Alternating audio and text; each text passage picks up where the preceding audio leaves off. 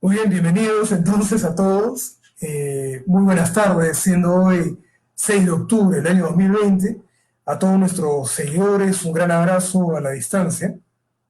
Queremos compartir con ustedes este nuevo webinar con la participación de Indira, que nos va a comentar, va a ser el segundo webinar sobre el tema de ciencia, ciencia con arte.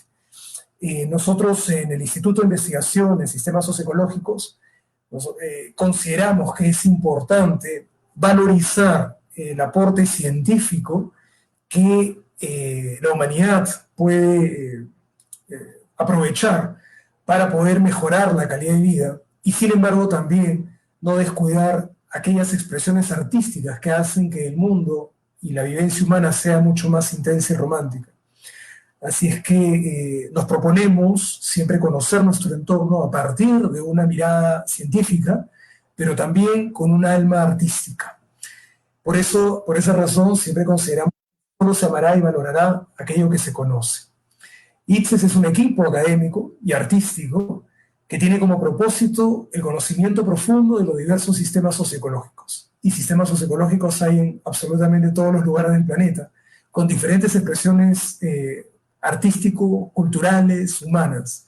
Así que en ese sentido, tratamos de valorizarlas, siempre darlas a conocer. Tendremos incluso de aquí a algunas semanas un webinar específicamente destinado al tema del arte y de la identidad peruana. Pero en esta oportunidad vamos a concentrar nuevamente en este segundo webinar con Indira para que nos hable un poco más de ciencia. Adelante, Inti, por favor. Un gran abrazo a la distancia y una bonita tarde. Gracias, Jorgito. Muchas gracias por tu presentación. Bueno, vamos a comenzar a hablar un poquito de ciencia. Voy a compartirlo aquí. Bien, como Jorgito me presentó, soy Indira Eizaguirre. Yo soy estudiante de doctorado en la Universidad Federal de Brasil, en la Universidad Federal de Pará. Y bueno, estoy haciendo investigaciones en el área de ecología y socioambiental. Y tenemos esta campaña que se llama Ciencia Artística, que es una campaña en pro de la divulgación científica de la ciencia e investigación. Y nuestro lema es: la ciencia es arte y el arte es holístico, por una alfabetización científica de la sociedad. Tenemos 3 secciones temáticas de divulgación. La primera es conservación, metodología, cambio climático. Producimos contenidos sobre estos temas, todo en base al contexto de objetivos de desarrollo sostenible, ya que somos promotores voluntarios en la red internacional de promotores. Y bueno, hoy día, continuando con nuestro segundo webinar, hoy día les voy a hablar un poco sobre esos tipos de artículos científicos que hay, ¿no? Un poco para incentivar y motivar a hacer ciencia, a hacer investigación, a publicar artículos científicos de diverso tipo. Entonces, vamos allá. ¿Sobre qué hablaremos hoy? Hablaremos un poco la ciencia en la publicación científica, o cómo una publicación científica, artículos científicos, para qué sirven o para qué están ahí, tipos de artículos científicos y por qué publicar. Recordando un poquito nuestra presentación de la semana, bueno, hace 2 semanas, era sobre ciencia social o ciencia 2.2. ¿Qué era la ciencia? Yo comentaba en este webinar pasado, ¿no? El conjunto de saberes, conocimientos, el conjunto de información que se produce, ¿no? Entonces, en el webinar pasado nosotros hablamos de la importancia de hacer ciencia, la importancia de hacer investigación y mencionamos un tópico interesante que era la ciencia 2.0. Inclusive mencionamos ahí algunos autores de qué era esta ciencia 2.0, ¿no? Que eran las nuevas prácticas que los investigadores están hablando, publicando sus resultados o hacen ciencia e investigación y lo comentan, ¿no? Es una red social de la ciencia, por decirlo así. Y de ahí vino la pregunta: ¿por qué investigamos? ¿No? ¿Por qué hacemos ciencia? Hay diversos motivos, entre ellos el primero es para producir conocimiento y hacer una ciencia básica o investigación básica que se encarga justamente de producir información para así transformarlo en conocimiento. Y el segundo objetivo que nosotros hacemos ciencia es hacer la investigación aplicada o resolver los problemas, justamente queremos resolver esos problemas con nuestra investigación, con las diversas investigaciones que hacemos, ¿no? Entonces, hablamos del proceso de la ciencia, que todo está en compartir, de la ciencia 2.0. compartir investigación, compartir recursos y compartir resultados.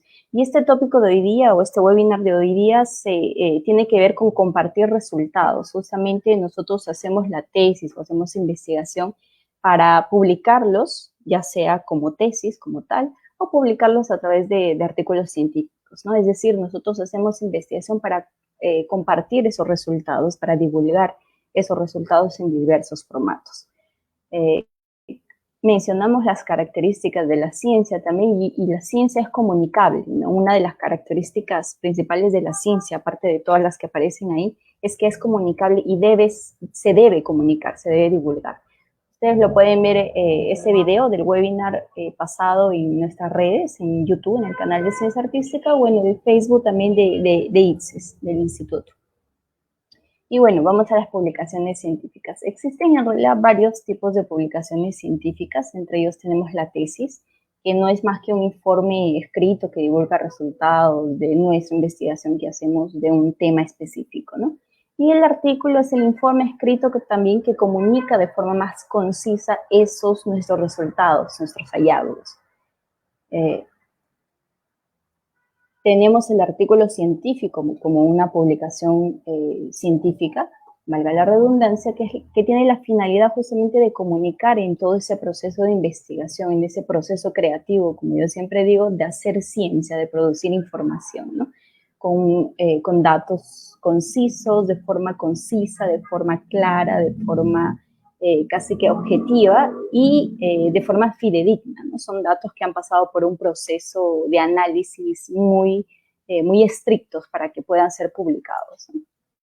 Entonces, nuestras preguntas claves al momento de nosotros ver qué tipos de publicaciones o de artículos existen es hacernos las siguientes preguntas, que es ¿para qué escribo? ¿Para qué yo quiero comunicar? ¿Por qué quiero comunicar? Aparte de rellenar mi currículum, obviamente, con la publicación científica que hago, ¿no? ¿Para qué? ¿Para quién yo estoy comunicando dicho artículo o dónde yo lo voy a publicar, por ejemplo?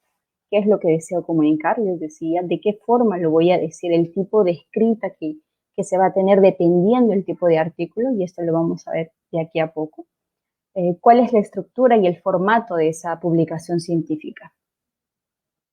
Entonces, nosotros tenemos la tesis, por un lado. Vamos a hacer un viaje de la tesis a los artículos científicos. Este es un formato, ejemplo de una tesis convencional. Tiene portada, antecedentes, toda la línea que está ahí, ¿no? Toda la lista que está ahí es la estructura general de una tesis.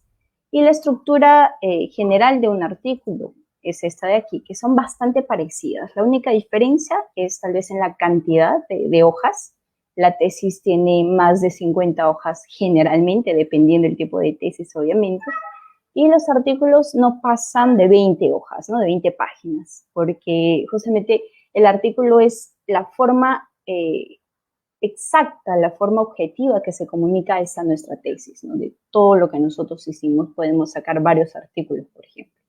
Y justamente hoy día vamos a hablar qué tipos de artículos podemos producir, ¿no?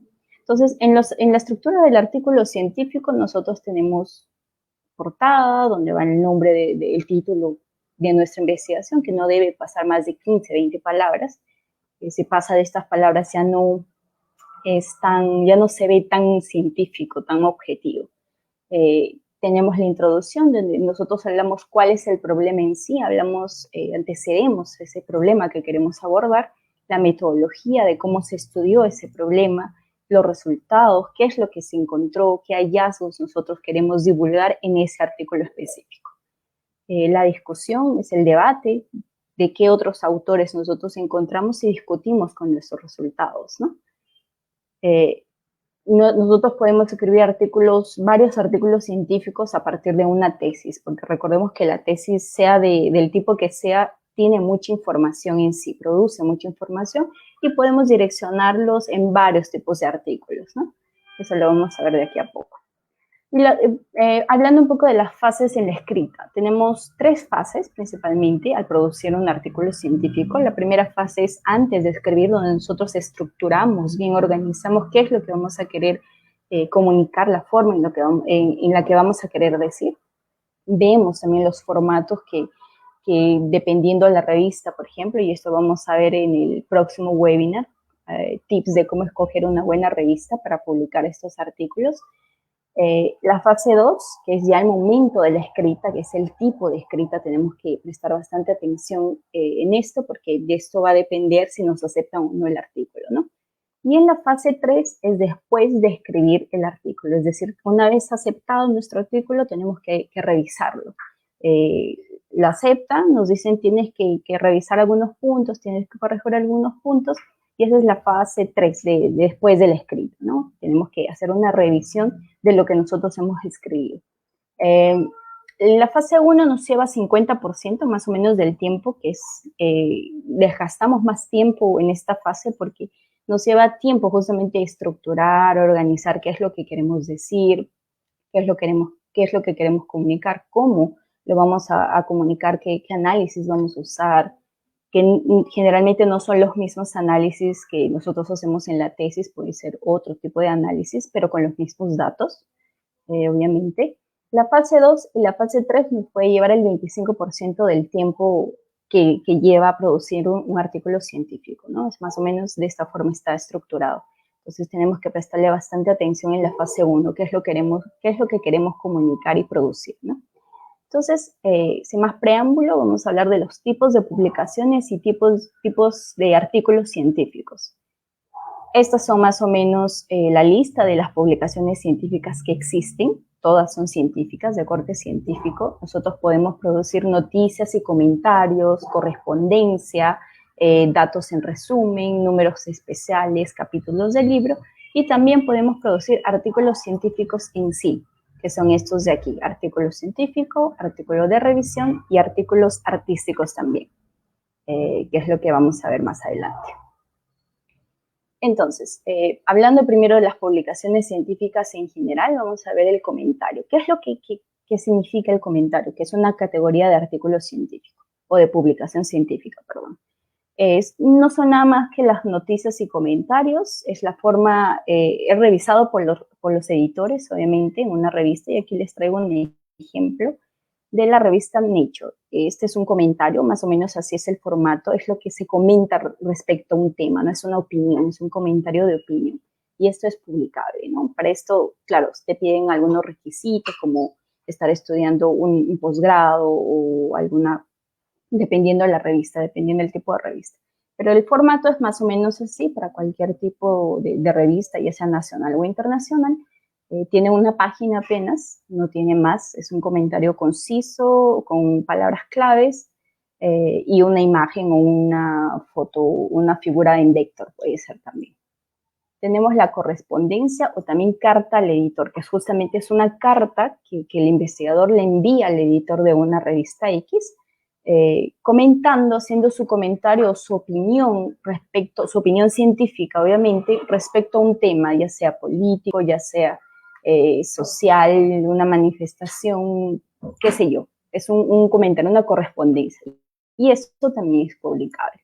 Otro ejemplo les traigo de la misma revista Nature, que es una correspondencia y tiene una página apenas. Esto hay, obviamente, en otros tipos de revistas también nacionales.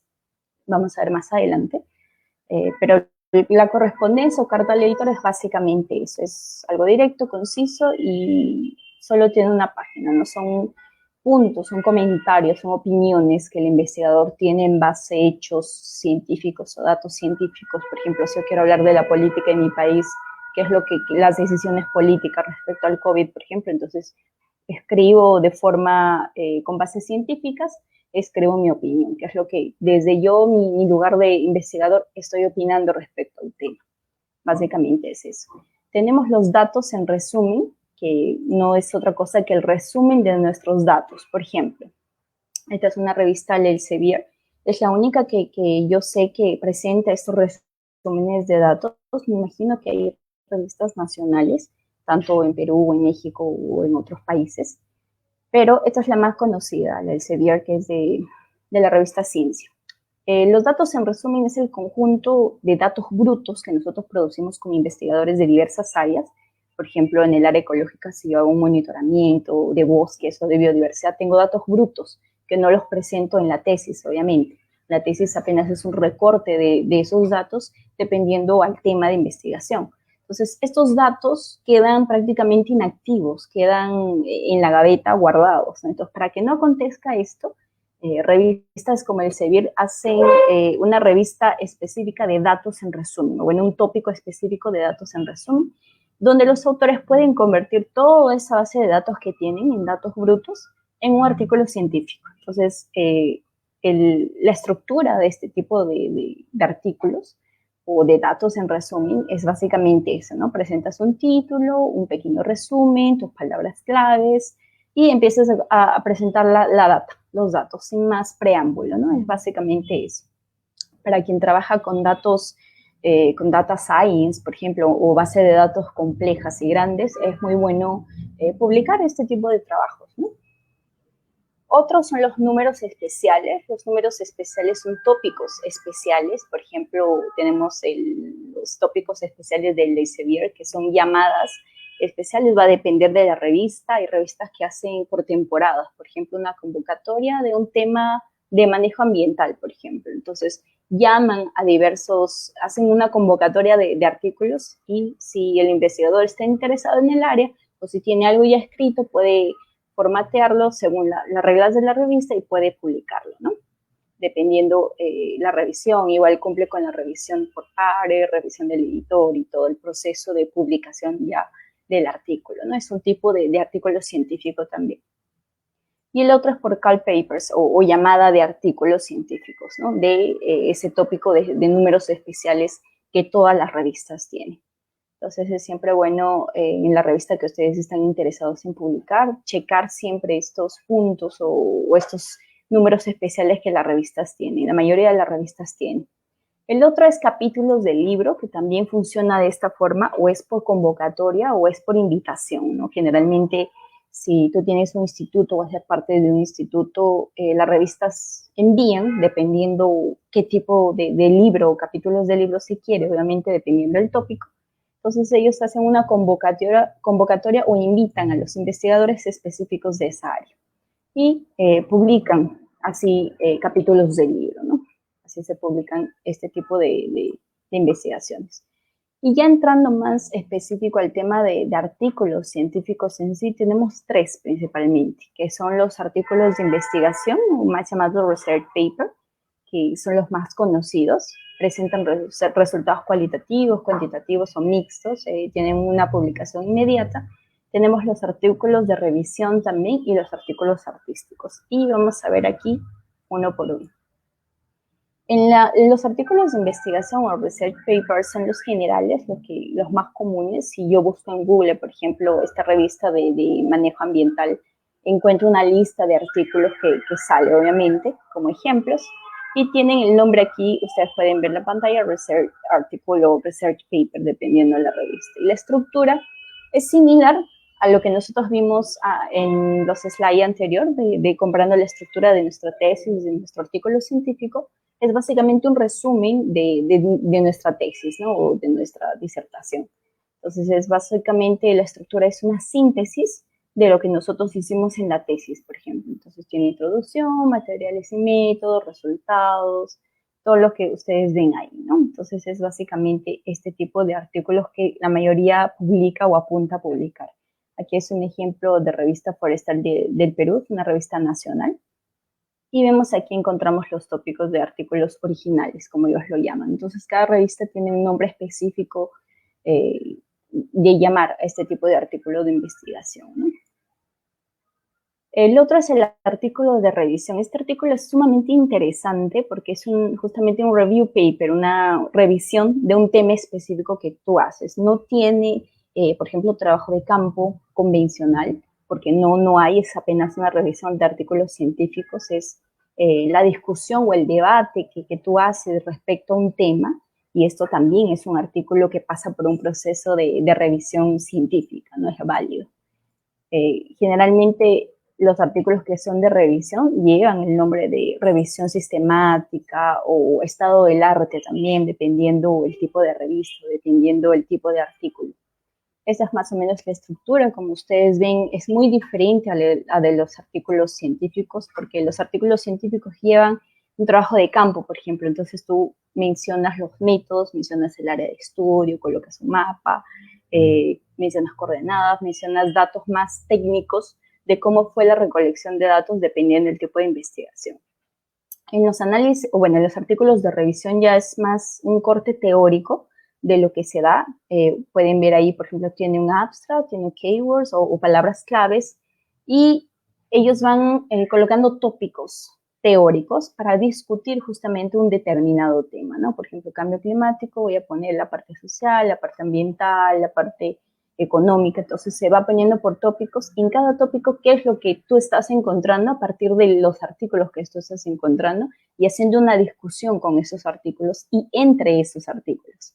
Entonces es en tiempos, por ejemplo, de COVID, donde no se puede hacer trabajo de campo, estos artículos de revisión son muy bienvenidos y más posibles de hacerlo, ¿no? Entonces en estos tiempos también se puede hacer ciencia, por decirlo así. Si tú te sientas y buscas en las bases de datos que existen como Google Scholar o Elsevier o Web of Science, que también son bases de datos donde te puedes buscar por una palabra clave, puedes encontrar muchos artículos. Y puedes hacer un artículo o una investigación en base a esa búsqueda.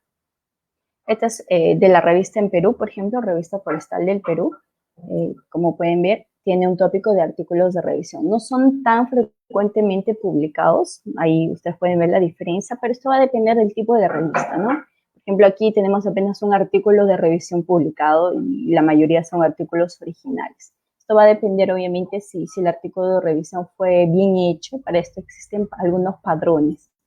¿Y qué padrones? Por ejemplo, más que padrones existen metodologías. Por ejemplo, el estado de arte, que es una metodología establecida y científica que pueden aplicarlo al momento de escribir un artículo de revisión, que no es nada más que la compilación de revisión bibliográfica, referencias bibliográficas de diversas investigaciones, partiendo de un tema en específico, de una palabra clave. Entonces pueden, por ejemplo, poner un título del cambio climático, estado de arte, ¿no? Con una visión social, por ejemplo. Se puede poner este título en artículos científicos porque es una metodología válida. Ustedes pueden descargar el ebook que nosotros hemos preparado, que tenemos en la página web. Es un ebook totalmente gratuito, lo pueden descargar desde la página. En el apartado de ebook van a encontrar donde ahí damos más o menos algunos consejos de qué es el estado de arte, qué metodología se puede usar, qué programas inclusive se puede usar para ayudarnos en esa revisión bibliográfica. Un poco para motivar a hacer más investigación de este tipo también, ya que los tiempos son complicados ahora.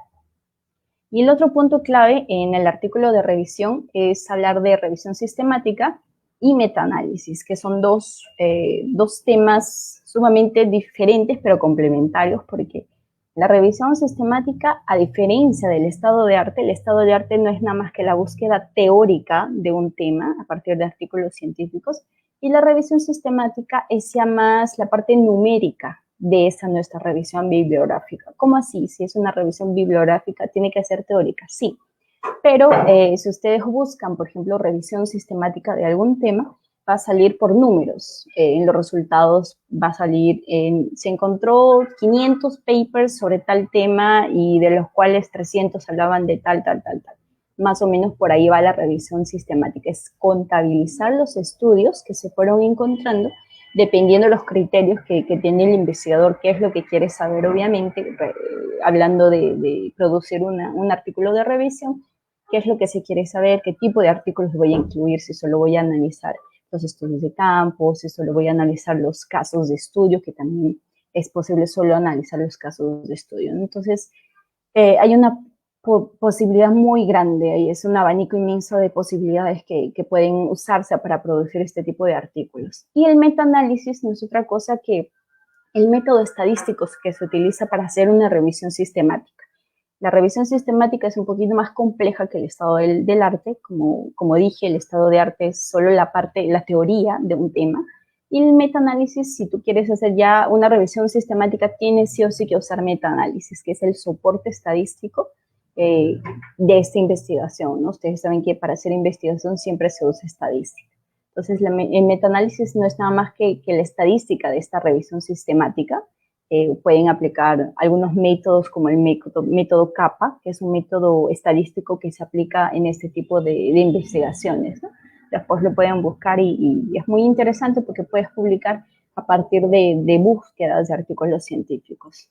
Entonces, por eso es muy interesante hablar de estos temas.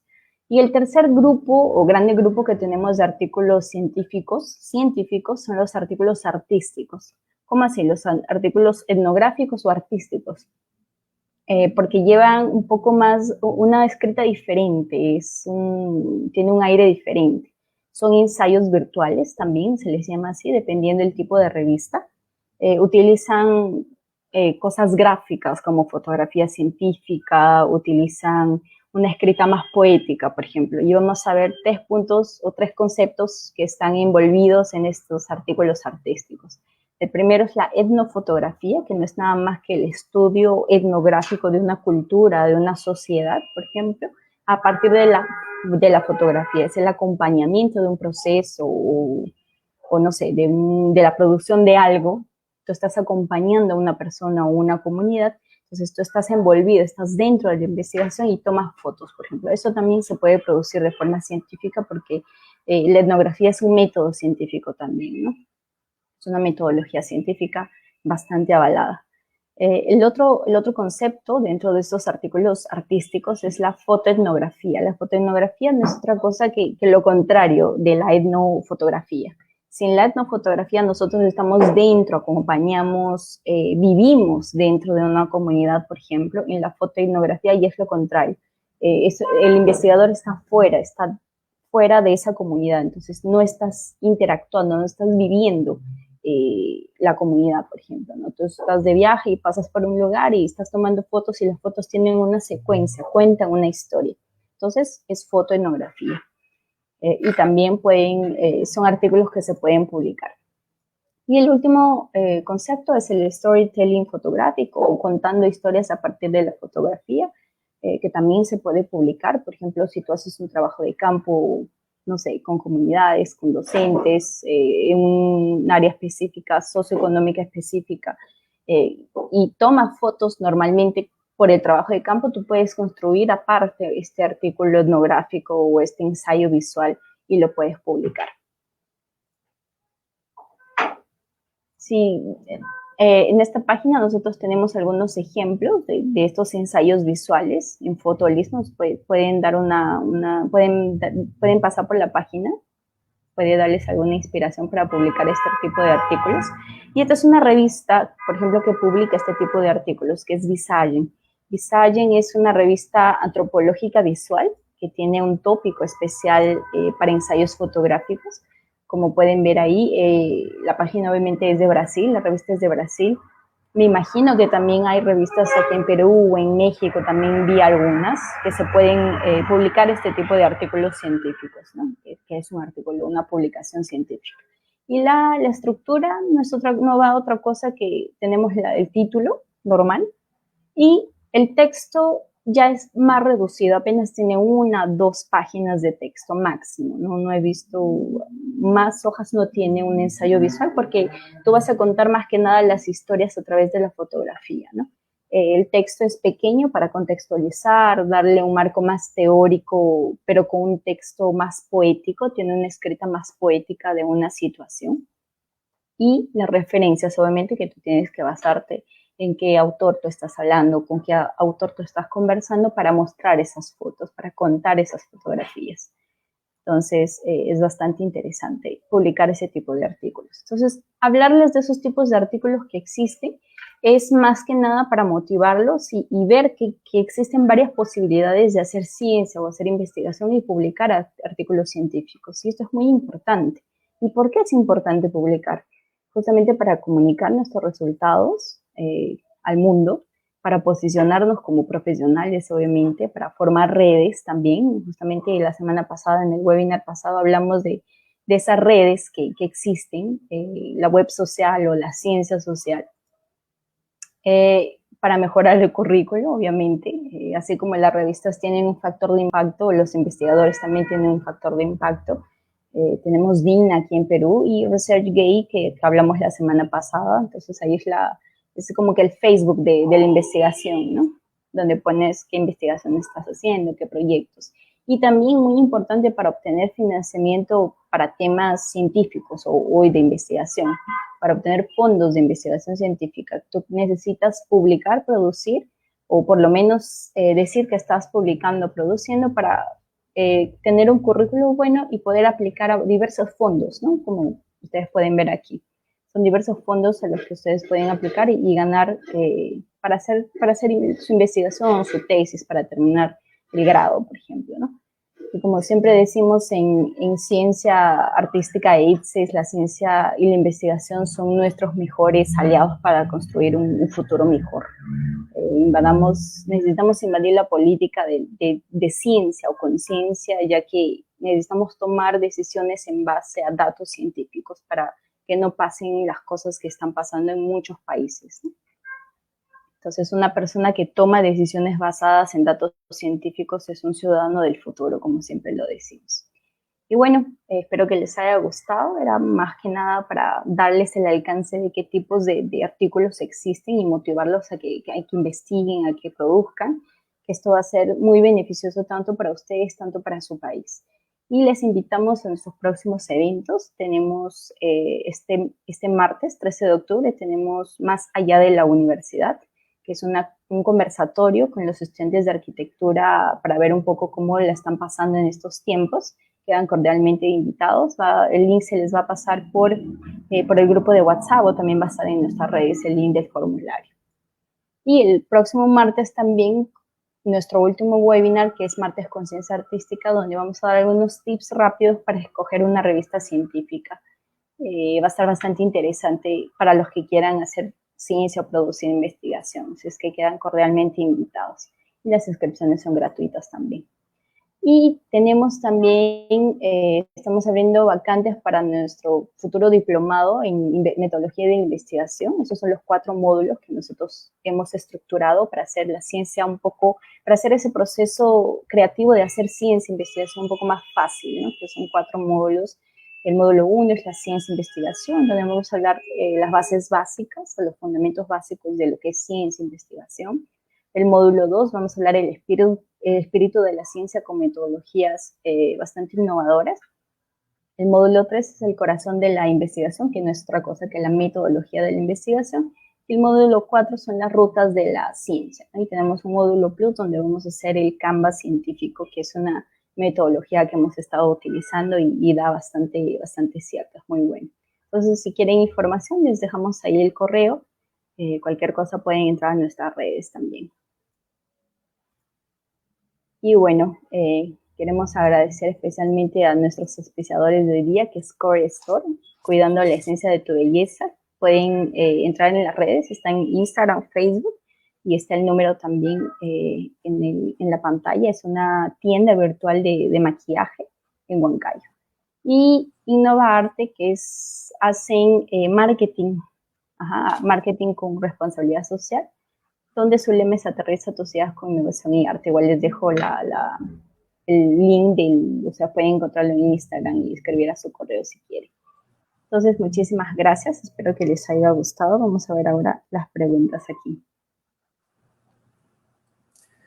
Muy bien, muchísimas gracias, Cindy, por la presentación, siempre tan apropiada, oportuna, agradable, ¿no? La idea es acercar un poco esta actividad que normalmente ha quedado ajena a gran parte de la sociedad, incluso a gran parte de la comunidad académica, que termina siendo distraída por actividades que inevitablemente la alejan de la práctica. Por lo tanto, como tú bien has señalado durante la presentación, tiene un rol fundamental en la sociedad. Lo que hemos vivido con el coronavirus, creo que se han destapado muchas debilidades de nuestra sociedad. Entre las muchas que ya hemos comentado en las comunidades, resaltamos en esta, en especial, esa precariedad del estado de la ciencia en nuestro país, salvo algunas eventuales situaciones que ha mostrado que ha mostrado la ciencia peruana y que ha conseguido responder de forma apropiada, pero en términos promedios todavía seguimos siendo una sociedad de espaldas a la ciencia, a la práctica de la ciencia. hay probablemente una serie de prejuicios por parte de muchos estudiantes y mucho más de la sociedad misma de cara a las carreras con base científica. Yo me quedo con una de las cosas que mencionaste, Indy, antes de pasar a las preguntas o comentarios de nuestros seguidores, y es que resaltas mucho el tema de la ciencia como un elemento, un criterio a ser considerado, más que la ciencia, los datos científicos, como criterios a ser considerados para tomar decisiones inteligentes, decisiones óptimas. Eh, ¿Crees que de alguna forma la ciencia puede ayudar a que las sociedades sean más libres? ¿Hay alguna relación entre sociedades libres y sociedades que están la ciencia? Sí, claro, Jorgito, definitivamente. El hacer ciencia ya o el hacer investigación, tú estás comunicando, entonces tú estás comunicando algo, ¿no? Te estás divulgando alguna cosa y el hecho ya de divulgar o comunicar ya estás siendo libre, estás comunicando una opinión o tal vez en base a datos científicos. Entonces, definitivamente yo creo que el mejor aliado, como mencionamos en las diapositivas, el mejor aliado tanto de la política y tanto de la libertad de muchos países es la ciencia y tiene que ser la ciencia. Entonces, justamente ese es el hilo o el eje principal de esta campaña, ¿no? De motivar a los chicos o a las personas a hacer más ciencia de forma más consciente, ¿no? Para que se pueda tomar decisiones, las mejores decisiones a futuro en diversos países, ¿no? No solamente en el Perú. Entonces, yo creo que sí. Sí, en eso mismo, en eso estamos empeñados, Indy, desde hace ya varios años, y ITSES pretende ser esa plataforma que viabilice, facilite, motive, genere entusiasmo por un mundo académico mucho más activo y de cara a las necesidades de la sociedad peruana. No sé si tenemos ya algunas preguntas o comentarios, Indy, por favor.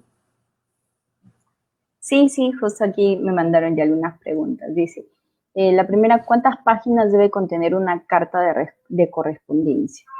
Bien, generalmente tiene una página, máximo dos, porque justamente es una carta que tú haces al editor de alguna opinión, ¿no? De algún tema en específico, no, no es abierto para todo el mundo, por ejemplo, no todo el mundo puede o debe escribir también.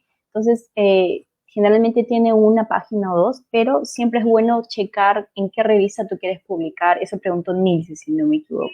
Entonces, Nilce, tú tienes que checar bien en qué revista quieres publicar, qué tipo de corte tiene esa revista. Toda revista tiene su guía de autores o sus reglas, ¿no? Entonces ahí tú checas por tipo de artículo o publicación que ellos dan, ponen artículo de correspondencia o artículo de revisión y explican cuántas hojas máximo tiene que tener, qué especificaciones más específicas, vale la redundancia, tiene que tener según la revista. Entonces, pero así, máximo es dos, máximo.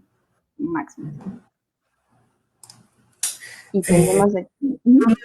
Permíteme, por favor, leerte una pregunta que me acaba de llegar muy interesante y va directamente hacia ti.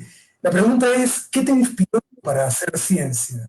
Indira, ¿cómo nació en ti esta pasión? Porque la labor que haces es realmente inspiradora, nos dice una de nuestras seguidoras. Qué lindo, Jorgito. A ver, yo creo que comenzó en la tesis, en pregrado. Yo creo que yo comencé a hacer mi tesis y me apasioné realmente de mi tesis, que yo trabajé con stock de carbono relacionado al cambio climático. Y es un tema que me apasiona hasta ahora, que lo sigo trabajando. Y me apasionó el proceso de ser ciencia porque tú estás proponiendo un tema, tú estás proponiendo en base a otros artículos, obviamente, en base a otros autores, estás haciendo algo, no solo de forma no automatizada, sino estás haciendo porque realmente te interesa o te apasiona. Entonces, el hecho de ir a campo, el hecho de trabajar escribiendo en casa o analizando los datos me gusta bastante. Entonces es una cosa que me inspiró y bueno, después vino la oportunidad de irme a Brasil para estudiar la maestría, y lo cual solo fortaleció esa pasión por la ciencia porque tú sabes que en Brasil es más fuerte esto de hacer ciencia, ¿no? Los chicos están no más motivados, pero es lo que el sistema les ofrece en Brasil, por ejemplo, ¿no? Muy aparte, no tocando temas de competitividad y esas cosas, sino hay un incentivo más profundo a hacer ciencia, investigación de una forma más diferente, ¿no? Hay grupos de investigación especializados, y bueno, eso es lo que me pasó, ¿no? Lo que me motivó, ¿no? El haber ido allá, el haber hecho todo ese proceso, y es por eso que nace también esa campaña de ciencia artística en tiempos pandémicos, por decirlo así, pese a que ya existía la página hace como 3 años, porque dábamos cursos allá en Brasil, mini cursos sobre mitología en la investigación, algunos programas, pero surge esta campaña más de divulgación científica justamente para motivar a las personas o a los jóvenes a que hagan ciencia, ¿no? Que es algo, que es un nicho también de trabajo. El hacer ciencia es trabajar también, es una forma diferente de trabajar, como yo siempre digo. Entonces sí, es mi modo de vida. No, y eso es importante, ¿no? El hecho de haber desarrollado este tipo de actividades y poder transmitir no solo los resultados de esas investigaciones, finalmente conocimiento, sino sobre todo darle la potencia inspiradora para que esto cale en los corazones de mucha más gente, porque el Perú necesita, todos los países necesitan, pero el Perú especialmente requiere eh, alinear ciertas debilidades y creemos que esas pueden ser hechas a partir de una práctica del conocimiento humano a la cual llamamos ciencia, que pretende ser la más honesta de las formas del conocimiento humano, eh, más responsable, porque su metodología así lo exige también. Entonces, creo que estamos en el camino correcto, Indy. Vamos a ver si, Exactamente. sí, si quieres agregar algo más al comentario, Sí, porque no, era nada más, necesitamos humanizar más la ciencia, ¿no? Que es lo que venimos hablando siempre en todos nuestros webinars y conversaciones personales también. y que ahí me has hecho recordar algo, Indy, porque inevitablemente la práctica científica a nivel universitario, sobre todo en países donde esta es mucho más intensa, cae lamentablemente en las presiones del mercado, ¿no? Es decir, eh, hay una presión fortísima por hacer una determinada cantidad de publicaciones en determinado tiempo. Y discutíamos mucho esto, ¿no? En el mundo académico, de cómo se puede al mismo tiempo fragilizar la calidad de la misma, porque se está atendiendo básicamente un resultado y no valorando el proceso de generar conocimiento. Entonces hay que también encontrar el balance. No se trata de producir ciencia por producir, no se trata de producir, perdón, conocimiento a partir de la ciencia por producirla, sino producirla con calidad, aunque ésta tome más tiempo. Pero claro, para eso hay que tener un grado de independencia institucional para no caer en este juego perverso de, ok, uno tiene un cierto estatus académico en función de la cantidad que produjo y a veces se coloca en riesgo la calidad de lo que se está produciendo por atender a la cantidad. Exactamente, esto es un tema bastante controversial en realidad. Es por eso que yo siempre digo, hay que humanizar a la ciencia de no solo producir de forma automatizada, ¿no? Que el sistema infelizmente nos impone o nos pone, ¿no? Aquí hay una Tengo, pregunta de Dai. permíteme, sí, justo Indy, no, sí creo que también es de edad. Existe, dice, mecanismos con los cuales se puede hacer investigación, uh, bueno, investigación, pero que no involucre tanta inversión económica. Sí, yo me imagino que se refiere al punto de invertir, ¿no? Por ejemplo, para salidas de campo. Sí, en ese sentido, sí. O sea, existen muchos mecanismos. Por ejemplo, los artículos de revisión, como mencioné, son de corte científico, son científicos porque pasan por un proceso de análisis, de revisión de los datos. Tú no estás trabajando con datos en campo, no recolectaste tus datos en campo, sino recolectaste los datos sentada en un computador y tienes una base enorme de títulos, de artículos y tú lo vas revisando uno por uno, ¿no? Pasa por un criterio científico y eso es ciencia y no necesita de mucha inversión porque tú puedes entrar a las bases de datos a partir del email institucional de la universidad, que generalmente todos lo tienen, o también de forma gratuita por el Google Scholar, que también es válido, solo que tú tienes que seleccionar qué artículos tú vas a incluir, si solo los artículos científicos, los casos de estudio, generar una base de datos a partir de ahí, dependiendo tu palabra clave y el tema que tú quieres investigar, obviamente. Entonces esto es una producción científica válida, ¿no? Por eso mencioné estos dos puntos esenciales, que es estado de arte y revisión sistemática, que son dos metodologías que se usan en los estudios o en los artículos de revisión, ¿no? O en las tesis de revisión también. Claro, esto va a depender si la universidad te acepta o si... Pero yo creo que si tú publicas un artículo de revisión, la universidad no tiene por qué no aceptarte. Total, el artículo ya está publicado, ya ha pasado por todo ese proceso de revisión por pares y indexación y todos esos temas, ¿no? Entonces es la forma más barata, entre aspas, de hacer ciencia, ¿no? Tú trabajas con bases de datos. Entonces sí, es posible, es posible. Uh-huh.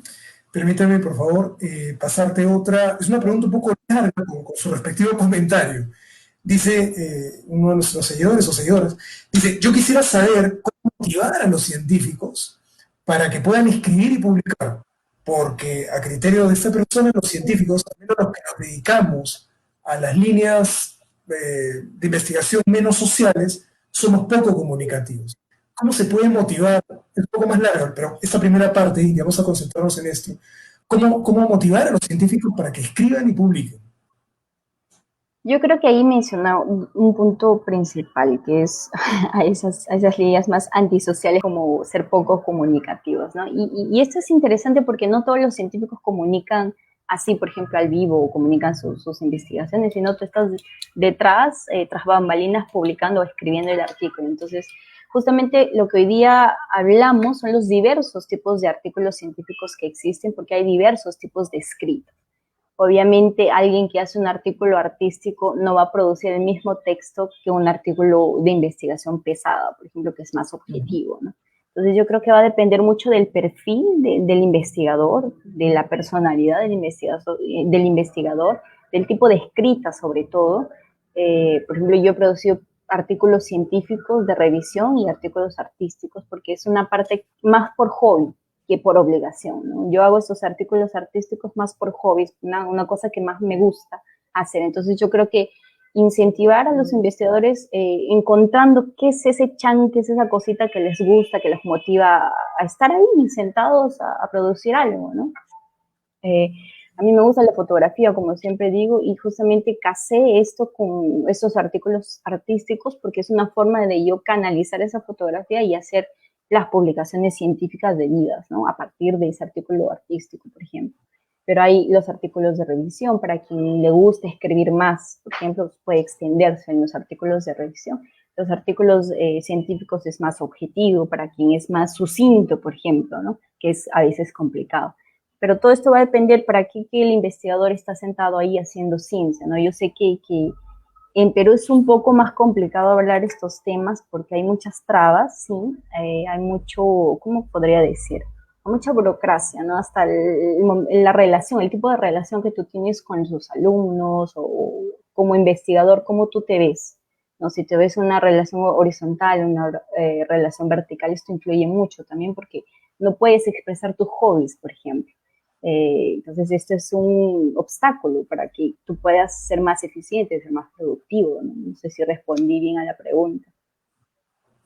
Incluso ahí, Indira, una de las cosas que también cabe resaltar, y yo creo que en la medida que en Perú aprenda como sociedad a evaluar, ojalá, espero que todo este trauma psicosocial ayude a replantear muchas cosas, pero entre ellas, a que tan importante como producir conocimiento es saber divulgarlo. Y hay toda una área que está vinculada a la divulgación científica, es decir, no es el autor directamente involucrado en una pesquisa, en una investigación propiamente dicha, de cualquier disciplina académica, el que va a estar encargado directamente en esparcir de forma masiva ese conocimiento. Existe podríamos llamarlo una especie de especialidad que está justamente concentrada en ser el puente comunicacional entre el productor del conocimiento y los receptores de ese conocimiento, que es el resto de la sociedad, que no necesariamente es académica. Nosotros lo que llamamos divulgación científica popular. Traducir esto en un lenguaje mucho más accesible y atractivo para que lo pueda entender cualquiera que tenga un mínimo grado de curiosidad por cómo es la dinámica de la vida en este planeta, desde los cuerpos humanos, otras formas de vida y nuestra relación con el entorno, hasta, por supuesto, elementos que son vitales para lo que configura nuestro planeta y el universo. Entonces, es algo sobre lo cual también habría que incidir, ¿no? Sí, sí, sí, definitivamente. Yo Solo- creo que quien hace investigación tiene ese grande reto, Jorge. Yo creo que es un reto muy grande porque no todo el mundo consigue traducir o sacar de la gaveta esa ciencia que ha publicado, ¿no? Esa investigación que ha publicado. Generalmente se queda en las revistas científicas y no salen de ahí. Y ese es el problema principal de todas las sociedades en todos los países, porque la ciencia, nosotros producimos tanta ciencia, tanto conocimiento, pero no sale ese conocimiento. Entonces no se hace a solo los de la comunidad académica conocemos un tipo de lenguaje y manejamos ese lenguaje de investigación y podemos conseguir traducir ese artículo científico, por ejemplo, ¿no? Pero esto no sale de la sociedad. Y la sociedad sigue ignorando esos temas que son publicados. Entonces es un grande reto, no todo el mundo, no todos los científicos pueden hacer, es un reto muy complicado en realidad, ¿no? Entonces, hay algunas iniciativas que hacen divulgación científica, inclusive ITSES hace divulgación científica, pero aún así sigue siendo un reto por todas esas trabas que aún tenemos, ¿no? Inclusive burocracia y todos estos temas, ¿no? Y la discriminación de las ciencias también. Si bien es cierto, las ciencias sociales y letras, como mencionaba en el comentario, son discriminadas, sí, pero justamente por eso estamos los investigadores, ¿no? Yo soy más afín de la visión holística, es decir, si yo estoy haciendo una investigación de ciencias exactas, entonces incluir la parte social que es sumamente fundamental en mi investigación y en todas las investigaciones. Entonces tú incluyes, das una visión más holística, entonces esto ayuda a construir una mejor ciencia, una ciencia más humanizada y fuera de la cajita apenas ciencia exacta, por ejemplo, ¿no? Yo creo que parte mucho del investigador y qué es lo que él quiere investigar, ¿no?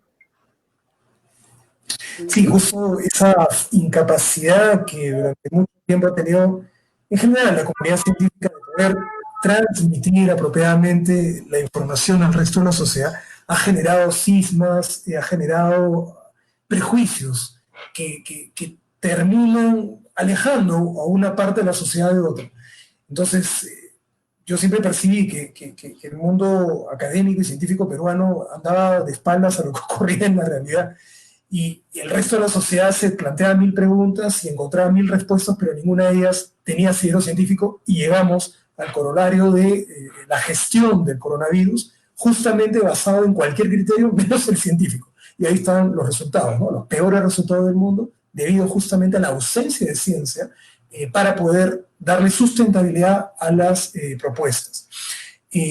Los prejuicios están presentes, y yo creo que lo que tú has señalado, Indy, es fabuloso porque no hay forma de entender hoy en día ningún, no hay forma de abordar hoy en día ningún análisis sobre nuestro entorno si no consideramos el aspecto social. Ya sea porque somos 7.500 millones de seres humanos, es demasiada humanidad en el planeta, y su impacto es tan fuerte, tan evidente, tan trascendente, que descuidar el factor social no hace más que relatar, no hace más que evidenciar ese prejuicio, que también está inserto lamentablemente dentro del propio mundo académico.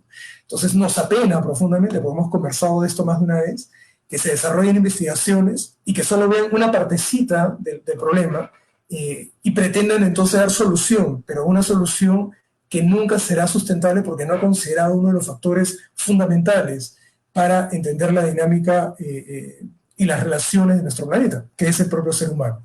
La dimensión social hoy en día debería de formar parte de todo abordaje de investigación de cualquier naturaleza. ¿Por qué hacemos física cuántica? ¿Por qué hacemos algún análisis climatológico? Si no es para el beneficio y sustentabilidad de las actividades humanas. Razón por la cual el tema social no puede seguir siendo soslayado, discriminado. Eso solo revelaría inmadurez por parte de la comunidad académica de un país.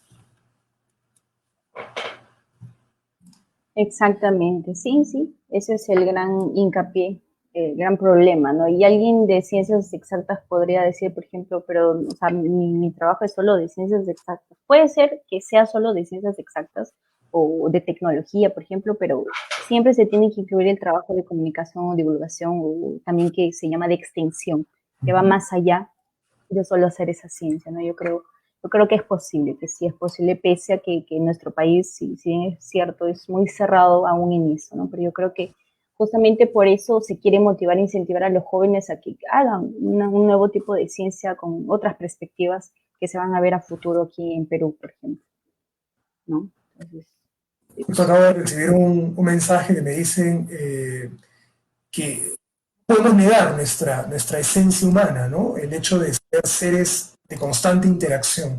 Entonces, claro, justo con lo que tú empezaste, ¿verdad, Indy? Humanizar la ciencia. Entonces, es justamente introducir la dimensión social en las investigaciones, ¿no? Eso es fundamental. exactamente, sí, sí, no, porque no, el investigador tiene que ponerse en el punto para quién tú haces ciencia, ¿no? O sea, se hace ciencia para la sociedad, para construir un futuro mejor, una sociedad mejor, ¿no? Entonces, yo creo que es bastante válido reformar esa ciencia, ser diferente esa ciencia, hacer diferente esa ciencia, ¿no? O investigación. Aquí tengo un comentario, Indy, me encantaría compartirlo contigo. Me dice, es un comentario de una dice, los científicos al menos en el Perú estamos bastante parametrados y amarrados, y lo pone entre comillas, lo quiere resaltar. Estamos amarrados para expresarnos plenamente. Aquí, y muchos profesores universitarios seguían solo por valorar a un científico por la cantidad de publicaciones que tiene, cuando a mi modo de ver existen otras formas de hacer ciencia. Sí, en realidad yo creo que esto en todo país, Jorgito, no solo en Perú. La mayoría de personas o de investigadores producimos porque tú quieres un mejor currículo, quieres un impacto de factor mejor, quieres un mejor research gear, como hablamos en el webinar pasado. Yo creo que este es un hecho, sí, porque si no tampoco no haría ciencia, pero el hecho también está en buscar esas otras formas de hacer ciencia, no solo por publicar, y bueno, es algo que yo no estoy a favor, solo hacer ciencia por publicar y no hacer otra cosa, no hacer labor social científico, por decirlo así. ¿No? Yo creo que es bastante válido aquí en Perú, en Brasil, en cualquier parte. Bueno, no sé si te lleva algún otro comentario o pregunta. Sí, yo creo que ese era el último comentario. Uh -huh. Ha despertado, despierta En creo cualquier, de mucha, cualquier forma. ¿Cómo? Indy, despierta mucho interés entre la gente, creo, empujar el carrito de la desmitificación de lo que significa la ciencia y de cuán importante es romper los prejuicios que ella inevitablemente ha traído. Y uno de ellos tiene que ver con la comunicación, el respetar y abrir un poco el abanico a, a otros abordajes en las investigaciones modernas. Para aquellos que estamos mucho más metidos con todo el tema de la gestión socioambiental, recordamos constantemente lo que tú vienes enfatizando desde hace mucho tiempo, desde que te conozco, evidentemente, de esa perspectiva holística, de esa perspectiva del todo. Necesitamos echar mano de muchas otras formas del conocimiento humano, incluso académicas, para poder tener una interpretación lo más cercana a ese entorno que a veces nos hace esquivo. Entonces, es una tarea titánica, porque esto implica, Indy, que alguien como tú, que está haciendo ciencia ya buen tiempo, tiene que hacer ciertos sacrificios en su vida. ¿Eh? Entonces, cuéntame un poquito, ¿qué es lo que está detrás de bambalinas? Porque la gente ve normalmente al actor y su buena performance, en este caso al científico y su producción. Pero ¿qué hay detrás de todo este resultado? ¿Qué esfuerzos y qué sacrificios han estado presentes en tu vida para haber alcanzado esto, Indy? Exactamente, exactamente, Jorgito. Necesitamos conversar entre las ciencias. Uno, el punto que tú dijiste, conversar, hacer una ciencia más holística.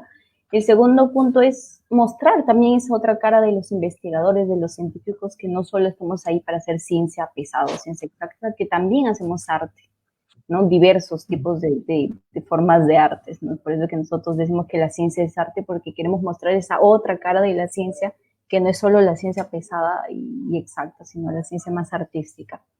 Yo creo que si los profesores que están escuchando aquí, yo creo que es bueno motivar a los alumnos a encontrar esas otras formas de hacer ciencia para no ser ese proceso creativo tan convencional y tan aburrido que como ya es, ¿no?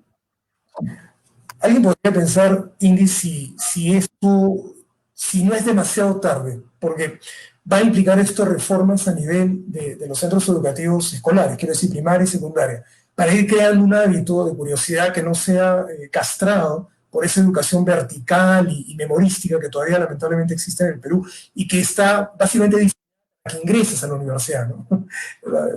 Muchas escuelas se van, muchos colegios se vanaglorian de la cantidad de egresados que tienen y que consiguieron ingresar a una universidad. Entonces, toda la estructura formativa está concentrada en el bendito examen de admisión, descuidando todas las demás áreas. Y lo que tenemos cuando nos recibimos en la universidad son conjuntos de estudiantes que tienen muchas ganas de hacer las cosas, pero a los cuales se les ha ido castrando sistemáticamente su hábito de curiosidad y el poder entender cuán importante es invertir en otros aspectos que no son solo el de los conocimientos para ser un profesional holístico, para ser un profesional completo. La pregunta, Ingi, es, de cara a que escapa por ahora, en el corto plazo, nuestra capacidad de transformar el sistema educativo de los colegios, ¿qué es lo que sí podemos hacer en las universidades? Aquellos que tenemos algún grado de persuasión sobre los alumnos, ya sea porque somos docentes o porque estamos haciendo investigación con un grupo de ellos.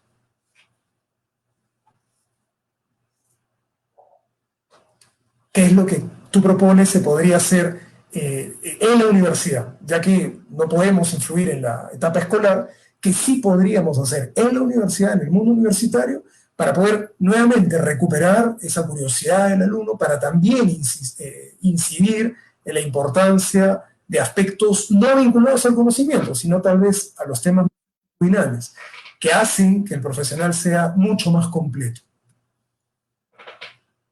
Yo creo que, a ver, implementar talleres, intentar motivar a partir de talleres artísticos, puede ser el nombre, no sé, de hacer de producir ese lado más o de resaltar ese lado más, no solo artístico, ¿no? En los otros demás aspectos. Yo creo que sería una forma de motivar a los jóvenes a hacer una ciencia, una investigación más diferente, ¿no? Yo creo que haciendo talleres vivenciales, tal vez, con lo que hablábamos mucho de esto de ir a las comunidades y hacer cosas vivenciales. Sí, yo creo que solo con talleres, porque tú solo conociendo a qué tipo de alumnos tú tienes o qué tipo de hobbies ellos tienen, tal vez por los hobbies engancharlos a hacer algo diferente, esto es bastante motivador, ¿no? Uh-huh. Y justo alguien aquí menciona, bueno, una pregunta. Quiero saber su opinión sobre el arte es yo, entre comillas, la ciencia es nosotros. Nunca había escuchado esa frase, pero sí, o sea, el arte es algo intrínseco, ¿no? Algo personal que tú haces, que cada uno hace, porque es un hobby, parte más del hobby que nosotros hacemos. Y arte estoy hablando en el sentido más amplio de la palabra, escribir, tomar fotografías, tocar algún instrumento, qué sé yo, el arte, hacer pintura, en el sentido más amplio de esa palabra arte, que significa arte es la forma de expresarte, ¿no? Tú canalizas todo tu ser humano a partir de tu yo interno, canalizas ese tu yo interno a través de un arte, ¿no? Puede ser escribir, hacer diseño gráfico, qué sé yo. Entonces yo creo que parte mucho del yo para hacer ciencia, por ejemplo, y la ciencia obviamente es de todos, ¿no? Es una ciencia compartida. Y es justo lo que hablábamos en el webinar anterior, tras anterior, de Ciencia 2.0 o las redes de la ciencia, donde la ciencia 2.0 es un nuevo enfoque que los científicos están promoviendo, es un nuevo paradigma justamente para quebrar con esta ciencia más convencional, más de que yo publico y lo dejo ahí en mi investigación y ya acabó, y terminó el trabajo. No, la ciencia 2.0 viene más en el hecho de compartir esos resultados, justamente existen estas redes de fortalecimiento del conocimiento, salir un poco, traducir esa ciencia que tú produces, ¿no? Por eso es la ciencia es de todos. Yo creo que es bastante cierta esa frase que mencionaron en el WhatsApp. Hay una inevitable tendencia a este individualismo crónico en medida en que las profesiones y las especializaciones han ido aumentando en el mundo, ¿verdad, Indy? Y ese individualismo también ha alcanzado actividades tan nobles como la ciencia y el arte. Entonces, es posible tener individualidades, muchos yos dentro del arte, como también es posible tener muchos yos dentro de la ciencia. Y algunas expresiones artísticas serán más en solitario, en la ejecución de un solo individuo con su expresión artística, ¿no? Alguna vez puede ser la pintura, la poesía, una novela. Pero eso en el acto de realizarlo. Sin embargo, nunca está aislado, nunca es un ente fuera de.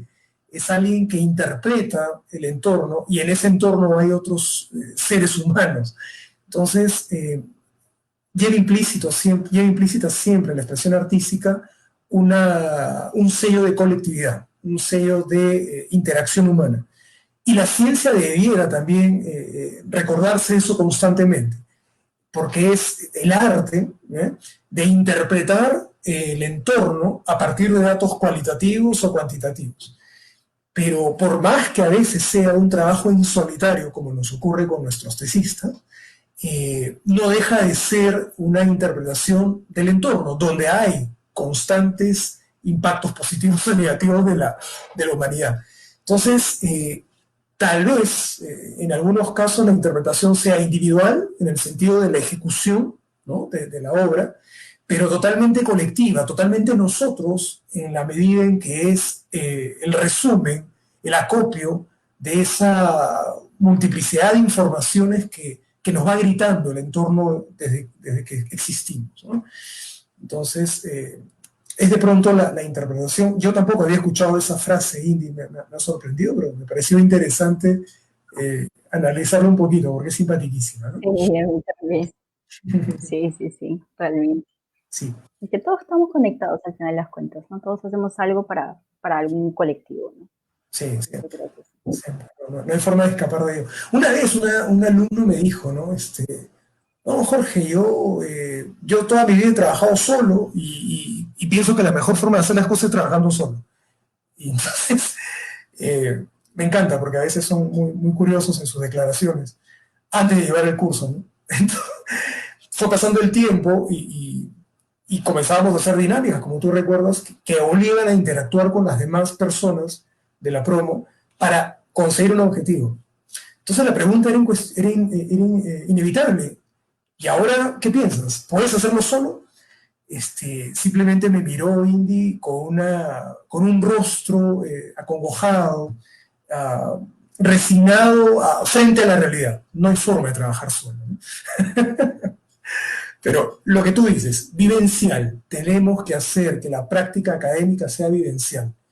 Y eso requiere mucha creatividad, por supuesto, de quienes tienen a cargo algún nivel de docencia, pero también mucha flexibilidad por parte de las instituciones educativas para entender que tenemos que arriesgarnos por otras formas de abordar el conocimiento humano.